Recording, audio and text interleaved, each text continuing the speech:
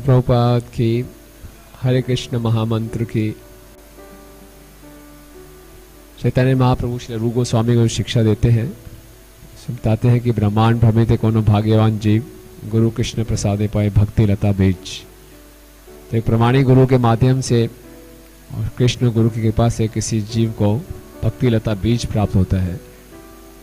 जब बीज प्राप्त हो जाता है उसके बाद वो भक्त उस बीज का माली बनता है और उस भक्त की ये उत्तरदायित्व है कि उस बीज को संभाल के रखे, इसका पोषण करे, इसको आगे बढ़ाए।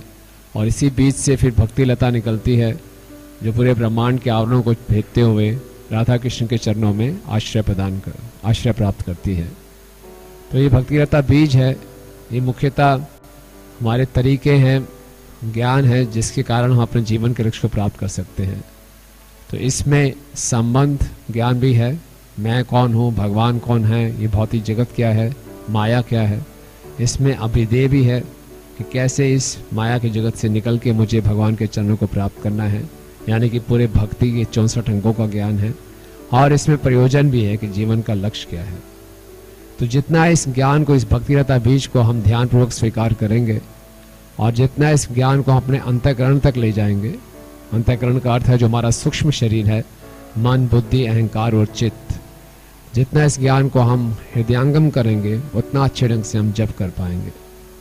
और यह इसका हृदयांगम करने का अर्थ है कि अक्सर हम मन की बात को सुन के उसके अनुसार व्यवहार करते हैं, लेकिन मन को इस ज्ञान के अनुसार चलाना है कि ये मैं कृष्ण का दास हूँ, ये संसार में मेरा संबंध स्थायी नहीं है, मेरा स्थायी सनातन संबंध कृष्ण के साथ है।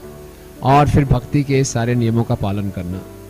तो जितना ज़्यादा हम इस बीज को अंदर पिरोएंगे, पूरा डीप इसको इम्प्लांट करेंगे, उतना हमारे संसार में होने वाले उतार चढ़ाव हैं, जो भौतिक इच्छाएं हैं, उससे हम बच के रहेंगे। जितना ये बीज, ये ज्ञान केवल सुपरफिशियल लेवल पे रहेगा, उतना हम बहुत जल्दी संसार के उतार चढ़ाव से विचलित होंगे या संसारिक इच्छाओं से प्रभावित होंगे। तो इसलिए इस ज्ञान को, यानी कि इस बीज को अंतःकरण तक, यानी कि चित्त तक इसको लगाना है। हमारे सबकॉन्शियस माइंड में ये मालूम होना चाहिए कि मैं कौन हूँ, मैं कृष्ण का दास हूँ। जब इस तरह का ज्ञान हमारे अंतःकरण होगा तो हम अच्छे ढंग से जप कर पाएंगे। इसीलिए ईश्वरपुरी पाद ने जब चैतन्य महाप्रभु को दीक्षा दी तो बोला को भागवतम को बहुत ध्यानपूर्वक पढ़ो। तो भागवतम को ध्यानपूर्वक पढ़ना, प्रभुपाद के तात्पर्यों को पढ़ना, सुनना, उससे हमारा संबंध ज्ञान स्पष्ट होता है, उससे हमें अभिधेय मालूम चलता है, हरिनाम की महिमा का मालूम चलता है, और फिर हम अच्छे ढंग से जप कर पाते हैं। हरे कृष्ण महामंत्र की।